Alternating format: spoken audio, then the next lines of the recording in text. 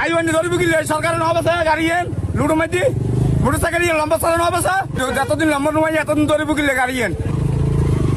আসেন যে ড্রাইভার প্রত্যেক দিনই কিছু রুগেছি তারা হ্যাঁ সরকার কিনে শুধু বেলা বেলা গাড়ি নতুন লুট কিনে যায় হ্যাঁ পরিচয় নির্যাতন কিনে করি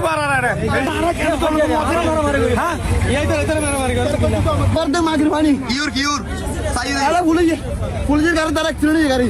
অ্যাক্সিডেন্ট তখন কি এখন তারা কি হঠাৎ খেলা আছে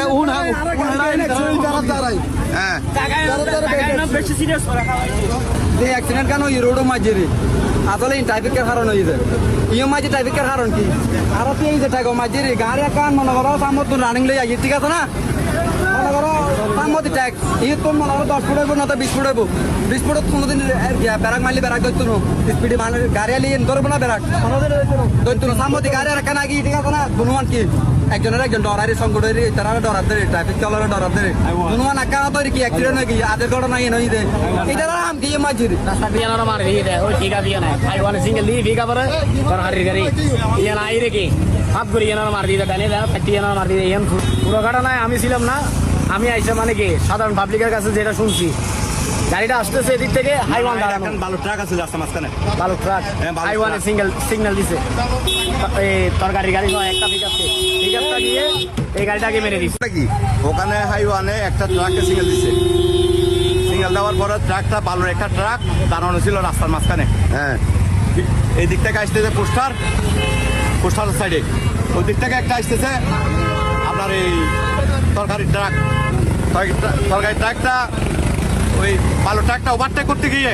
গাড়ি বাসকে মার দিচ্ছে বালু গাড়িকে সিগন্যাল দিচ্ছে বালু গাড়িটা রাস্তার মাঝখানে দাঁড়ানো ছিল ওইটা পিছন থেকে আসতেছে ওভারটেক করে এটারে মারিয়েছে হচ্ছে নিয়মিত যে কার্যক্রম সেটা পরিচালনা করতেছে হ্যাঁ এখন পুলিশ সামনে থাকলে যে গাড়িটা তরকারি গাড়িটা সে হয়তো ভয় পেয়ে গেছে তার কাগজপত্রের সমস্যা থাকতে পারে